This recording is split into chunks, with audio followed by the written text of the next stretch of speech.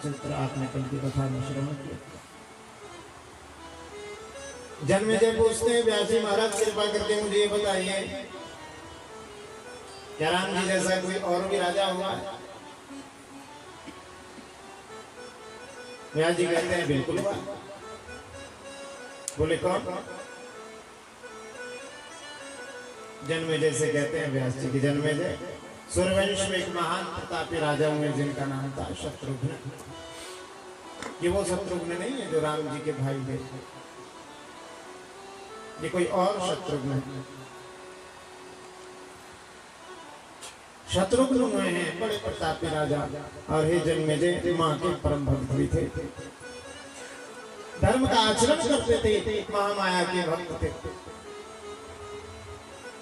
उनके राज्य में कोई कुरूप नहीं था जन्मेजय, उनके राज्य में कोई मूर्ख नहीं था, किसी भी प्रकार की आदि व्याधि उनके राज्य में नहीं थी। उनके राज्य में सब सुंदर थे और सब विरुद्ध शरीर के व्यक्ति हुआ करते थे।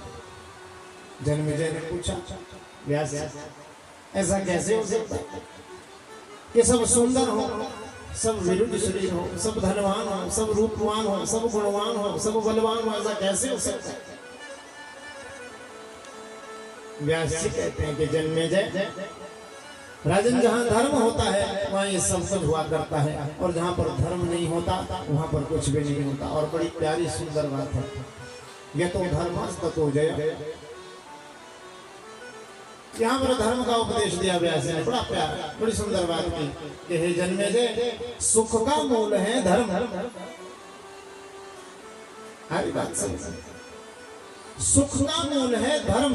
यदि हम धर्म चाहते हैं तो हमें पहले, यदि हम सुख चाहते हैं तो पहले हमें धर्म करना पड़ेगा। सुख का मूल है धर्म। व्यक्ति सुख को चाहता है जन्मेजय, पर धर्म को कोई नहीं चाहता। व्यक्ति पाप करता है पर दुख नहीं चाहता।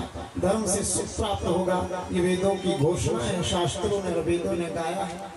वेद भगवान कहते हैं कि सत्यम वद और धर्मम च, सत्य बोलो और धर्म पर चलो। क्या कहते हैं वेद भगवान? सत्यम वद और धर्मम च, धर्म पर आचरण करो। पुराण भी कह रहे हैं, 18 पुराण, उसमें पुराण भी कह रहे हैं कि धर्मादर्थस्य कामस्य सखिमर्थम न सेव्यते। जैसे घर में धर्म होता है उसको अर्थ काम किमर्थम न सेव्यते, अर्थ और काम उसको अपने आप प्राप्त हो जाता है, उसको कुछ में ज्यादा सोचने की आवश्यकता नहीं।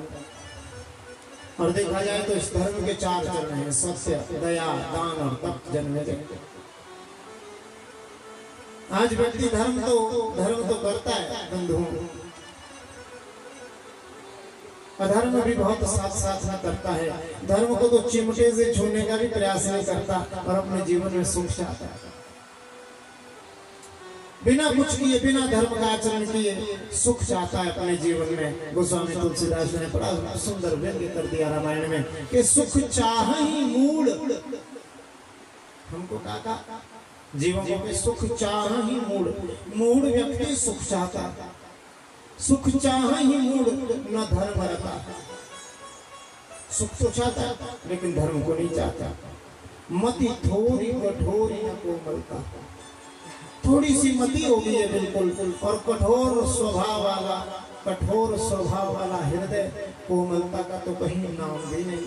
पुराण भी यही कह रहे हैं, मंदा सुमंद मतयो मंद भाग्याहु पुत्रता।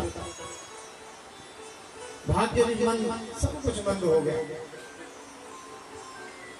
ऐसी ही भावना है जन्मेजय से कहते हैं व्यास जी कि मूर्ख व्यक्ति सुख तो चाहता है पर धर्म का आचरण नहीं करता। के पुण्यस्य फलम इच्छन्ति, के पुण्यस्य फलम इच्छन्ति पुण्यम नेच्छन्ति मानवा, पापस्य फलम नेच्छन्ति पापम कुर्वन्ति यत्नतः। अर्थात व्यक्ति पुण्य का फल तो चाहता है लेकिन पुण्य को नहीं चाहता, पर पाप का फल नहीं चाहता, लेकिन प्रयत्न करके, यत्न करके हम सभी पाप करते हैं। बोल जगदम्बा मैया।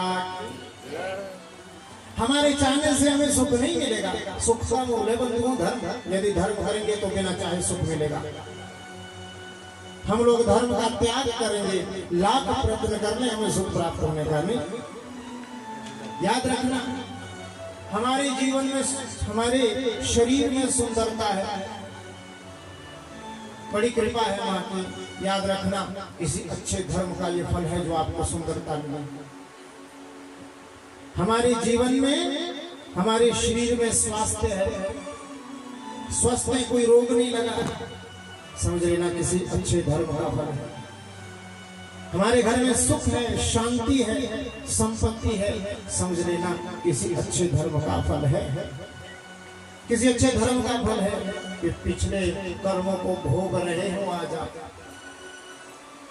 उन प्रारब्धों को हम सभी भोग रहे हैं। बंधु, जैसे एक गाय दूध देती है ना, इसी तरह धर्म है, धर्म भी गाय की तरह है। ये अर्थ और काम देता है, धन, संपत्ति, सुख, शांति। इसलिए हमें धर्म का आचरण करना चाहिए। जन्मे व्यास जी कहते हैं कि जन्मे धर्मेण हन्यते व्याधि, धर्मेण हन्यते ग्रहा, धर्मेण हन्यते शत्रु, यत्र धर्मास्ततो जयः। धर्म करने से रोग नष्ट होते हैं, धर्म करने से ग्रहों की शांति होती है, ग्रह भी धर्म करने से ही शांत होते हैं। शत्रुओं का नाश भी धर्म करने से होता है। और जहाँ पर धर्म होता है वहाँ पर जय होती है, विजय होती है, सुख होती है, शांति होती है। बोल जगदम्बा मैया की। जैसे सोचो, समुद्र को जल की जरूरत नहीं है, लेकिन सारी नदियां अपना जल समुद्र को ही देती है भाई। और रेगिस्तान को जल की बड़ी इच्छा, एक भी नदी समुद्र रेगिस्तान नहीं जाती महाराज, एक भी नदी। आज हम लोग क्या करते हैं, आजकल हम लोग कहते हैं ये नेता लोग, ये अमीर लोग हम सबको चूस रहे हैं महाराज, इन सब ने हमको चूस लिया। हम ये कहते हैं धनवान और धनवान होते जा रहे हैं और गरीब आदमी बेचारा और गरीब होता जा रहा है। क्या कारण,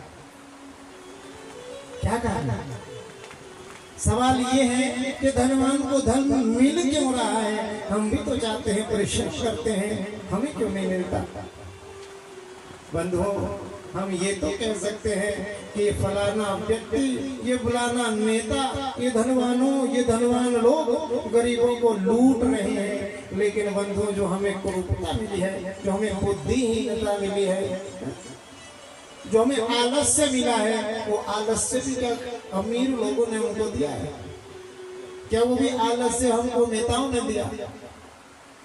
बोलो, नेता ने नहीं दिया, किसने दिया? वो कर्मों से हमें मिला।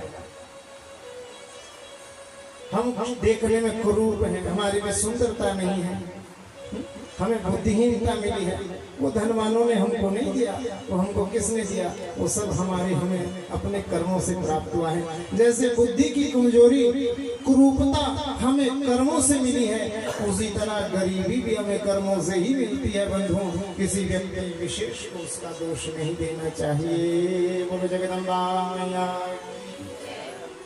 इसलिए व्यास जी ने बड़ा सुंदर कहा, तुलसी बाबा कहते हैं के काहू ना को सुख दुख करिदाता, निज कृत कर्म भोग सब भ्राता। कोई किसी को सुख नहीं देता, कोई किसी को दुख नहीं देता। हम कहते हैं फलाना हमको खा गया, उसने हमको विष दे दिया, उसने हमको खिला दिया, उसने कुछ पिला दिया। कोई किसी को खिलाता पिलाता है। किसी जन्म में तुमने समझ लेना खिलाया था,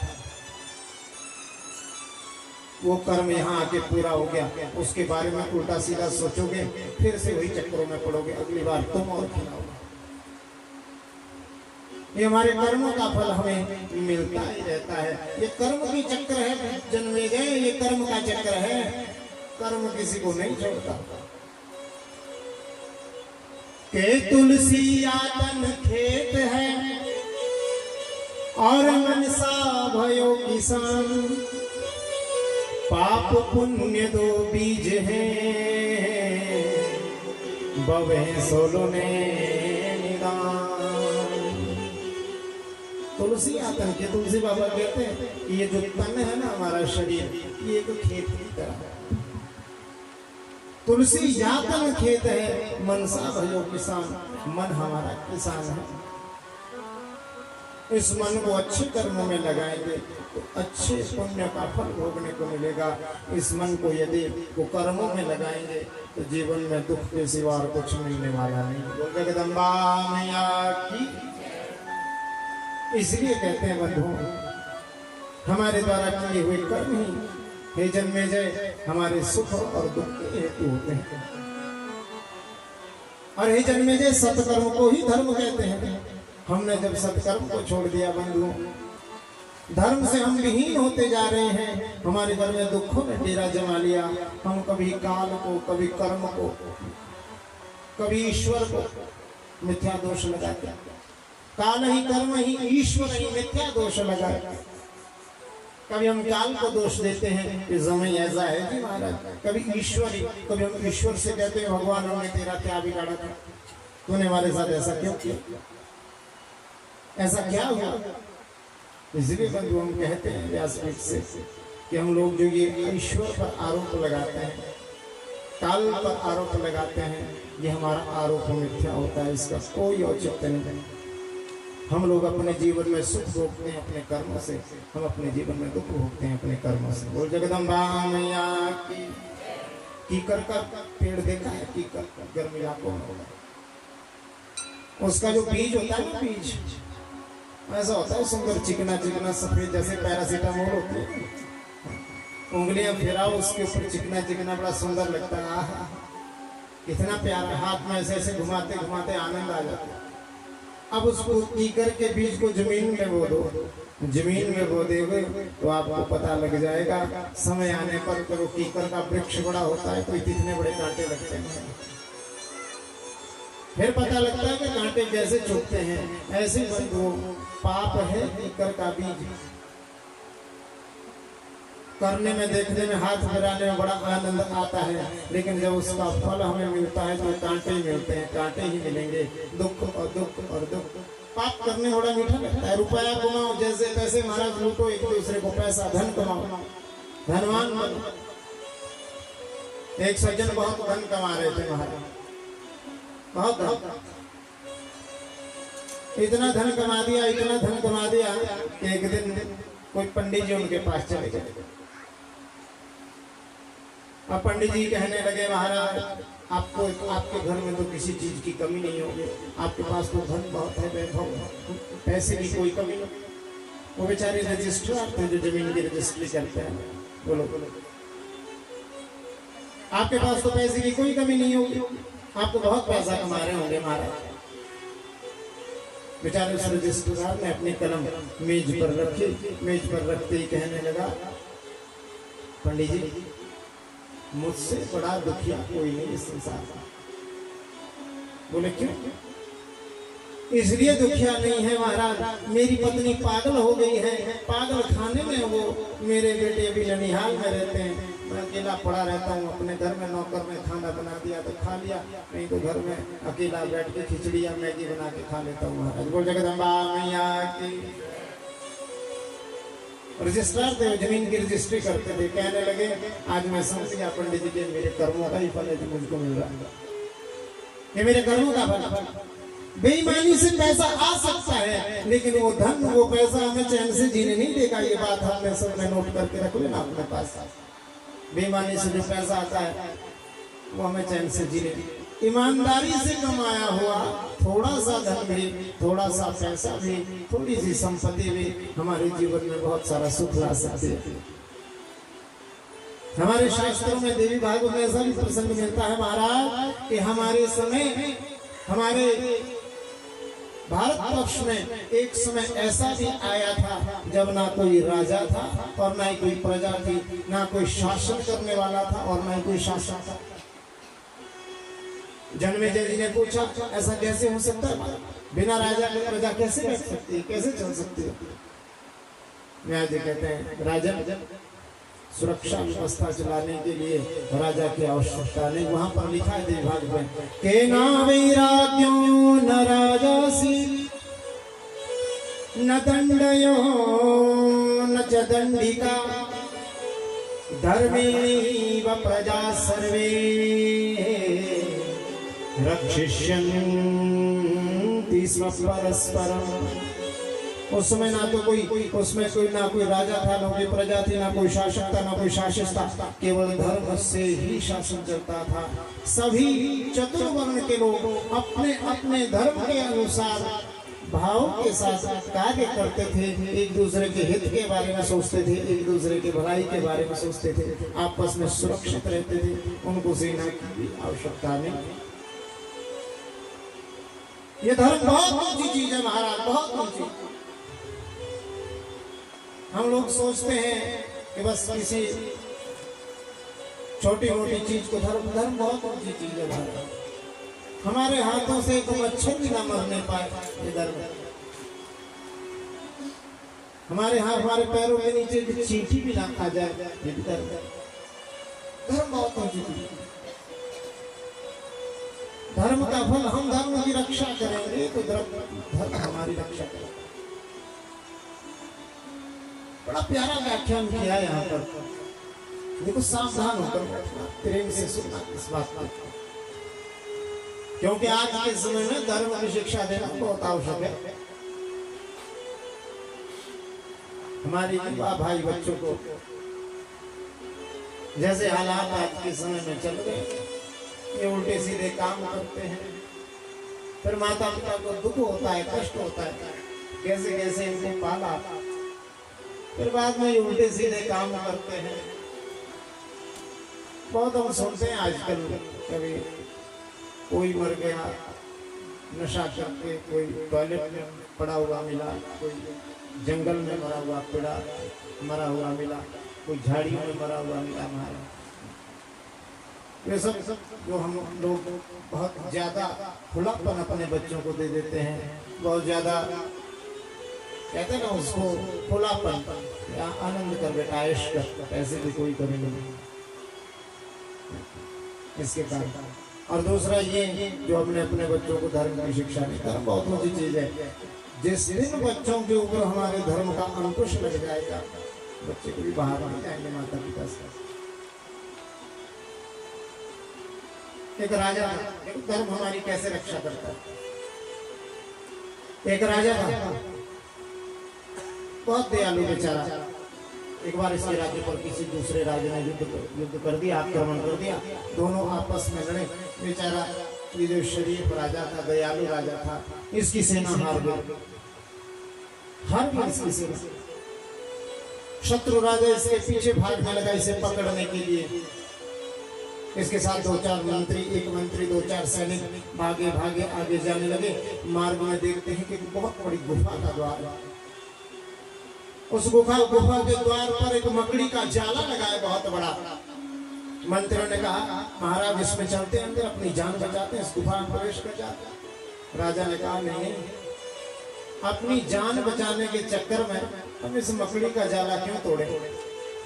मंत्री ने कहा क्या हो गया महाराज आपको, हमारे पीछे मौत दौड़ रही है और आपको मकड़ी के घर की लगी है। राजा ने कहा प्रयास करो कि कोई और मार्ग मिले, कोई और रास्ता मिले, प्रयास करो। तो जब उसमें ढूंढ कर देखा तो नीचे से गुफा में एक दूसरा रास्ता मिला। उसमें वो राजा, दयालु राजा, उसका मंत्री और 2-4 सैनिक उसमें चले गए।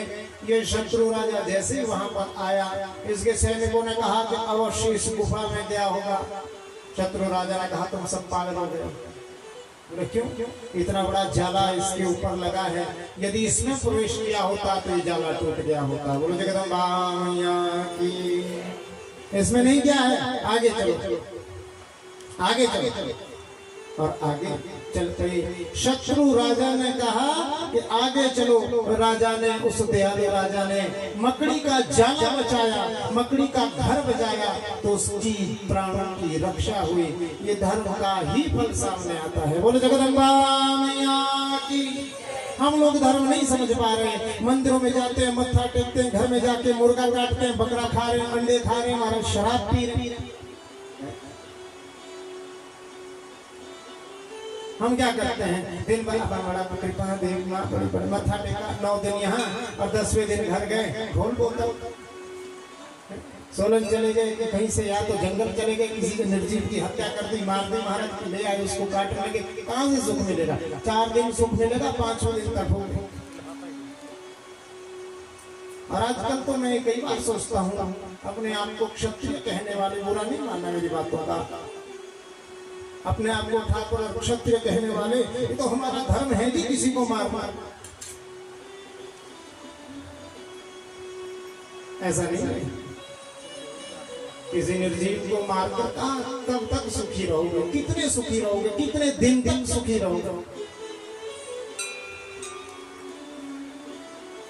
एक दिन आएगा ऐसे ही वो भी तुमको काटेगा जिसको तुमने काटा। घर में जाते हैं शराब पीते, और कभी कभी तो हम ये भी देखते हैं कि अपनी दुकान की कुर्सी पर बैठकर 2 नंबर से काम करने के लिए तो मानो हम सभी ने जन्म ले रखा है। हम लोग थोड़े थोड़े पैसों के लिए भगवान की सौगंधें उठा लेते हैं, उसके बाद जब दुखाते हैं तो हम कहते हैं परमात्मा हमने तेरे साथ क्या किया था। फिर हम परमात्मा को दोष देते हैं कि भगवान हमने तेरा क्या बिगाड़ा था। इसलिए हे जन्मेजय, कर्म सबसे बड़ी चीज है और धर्म सबसे बड़ी चीज। मंथरा ने क्या किया? कहते को भड़काया, राम जैसे साधु पुत्र को अयोध्या से निकाल दिया, बाहर निकाल दिया, अयोध्या से बाहर निकाला और बंधुओं इधर राम जी को भेज दिया वनवास के लिए। भरत जी गए थे नानिहाल, वापस आए, जैसे ही घर में पहुंचे महाराज दशरथ की लाश तो पड़ी है कैकेयी किनारे में, कैकेयी आती आरती उतारती है, मंत्रा श्रृंगार करके भरत जी के सामने आती है इनाम लेने के लिए। भरत जी के सामने किस लिए आई? इनाम लेने के लिए। उस समय शत्रुघ्न जी ने सोचा कि यही सारे कर्म की जड़ है, लात मारी मंत्रा के पीठ पर, मुख फूट गया, दांत टूट गए, रक्त बमन करने लगी। फिर कहती है कि आहन देव काह नसावा करतनीक फल अनिह सपावा। हे भगवान, मैंने तेरा क्या बिगाड़ा था? मैं तो अच्छा ही कर रही थी, मुझे बुरा फल क्यों दिया? तो क्या कोई बता सकता है, व्यक्ति कह सकता है कि मंत्रा ने कोई अच्छा कार्य किया था? अच्छा कार्य किया था क्या मंत्रा ने? बोलो।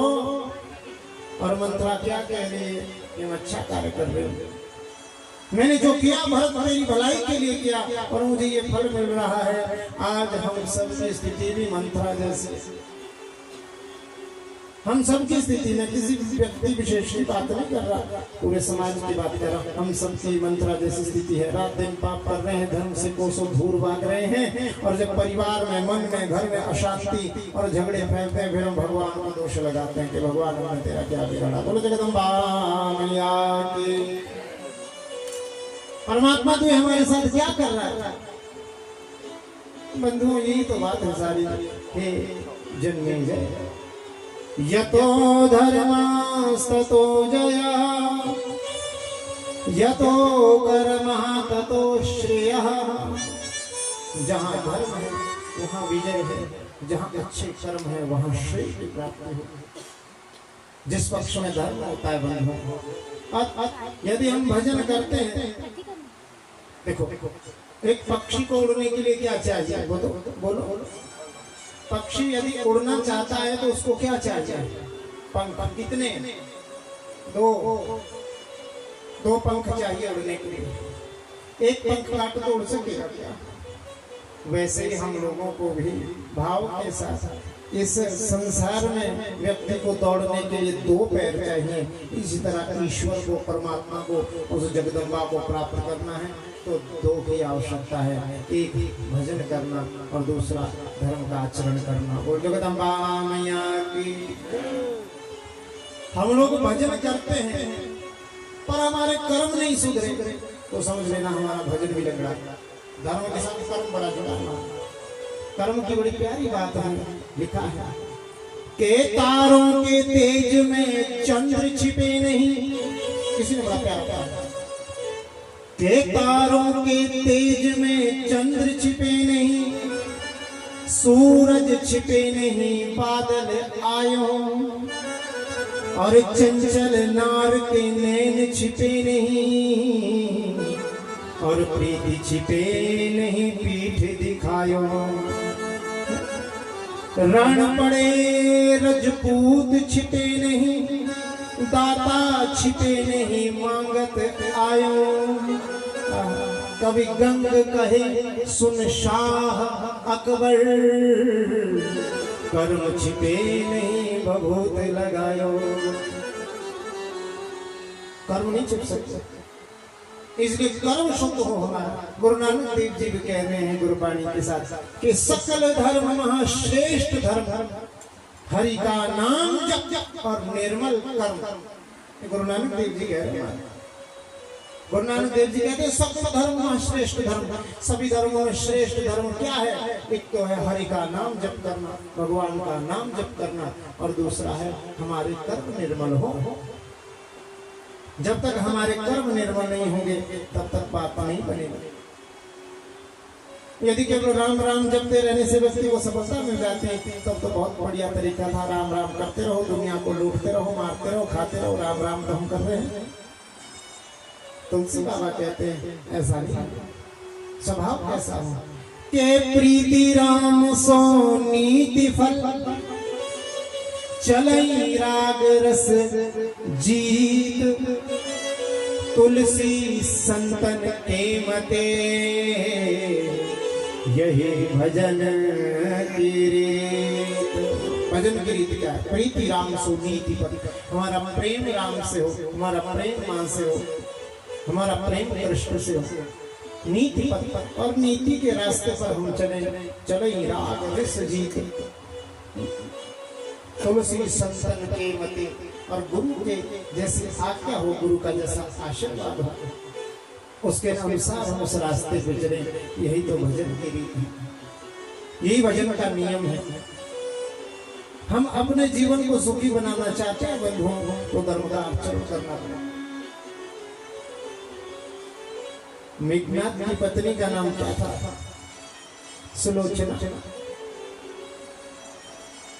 लक्ष्मण जी महाराज के साथ इसका युद्ध हुआ ना, तो लक्ष्मण जी महाराज ने ऐसा बाण मारा, ऐसा बाण मारा, सर तो कट कर पहुंचा राम जी के पास, और भुजा कट के पहुंची सुलोचना के पास। सुलोचना उस समय बैठी थी मुख के पास, जब जैसे ही भुजा नीचे गिरी, पहचान तो गई कि ये भुजा तो मेरे स्वामी की है, मेरे पति की है, जान गई, पहचान गई। लेकिन पातिव्रत धर्म इतना, भुजा से कहा यदि वास्तव में तू मेरे पति की भुजा है तो लिख कर दे। कटी हुई भुजा ने लिख कर दिया कि हाँ मैं तेरे पति की भुजा हूं, और मेरा जो सर है वो राम के पास, मेरा सर का राम के पास। सुलोचना जिद करने लगे, मैं जाऊंगी राम के पास अपने स्वामी का सर लाने के लिए, अपने पति का सर लाने के लिए राम के पास जाऊंगी। सबने विरोध किया कि नहीं नहीं, राम के बस पास मत जा, नहीं जाना, क्योंकि तुम्हारे ससुर ने राम की पत्नी को बंदी बना रखा है। यदि सुलोचना तुम चली गई वहां पर तो यही होगा, वो भी तुम्हें बंदी बना के रखे। जिद करने लगी सुलोचना। जब कोई नहीं बना पाया, अंत में रावण के पास रावण से कहा महाराज सुलोचना राम के पास जाना चाहती है पति का सर लेने के लिए। रावण ने कहा जाने दो, जाने दो उसको। मंत्री ने कहा क्या हो गया महाराज आपकी बुद्धि को? आपने राम की पत्नी को बंदी बनाकर रखा है। आपकी पुत्र वधू यदि सुलोचना वहां चली गई, उसे भी बंदी बना लिया जाएगा, उसे भी बंदी बना दिया जाएगा। राम जी ने बड़े भाव के साथ, रावण ने उत्तर दिया, इतना प्यारा उत्तर दिया रामायण में।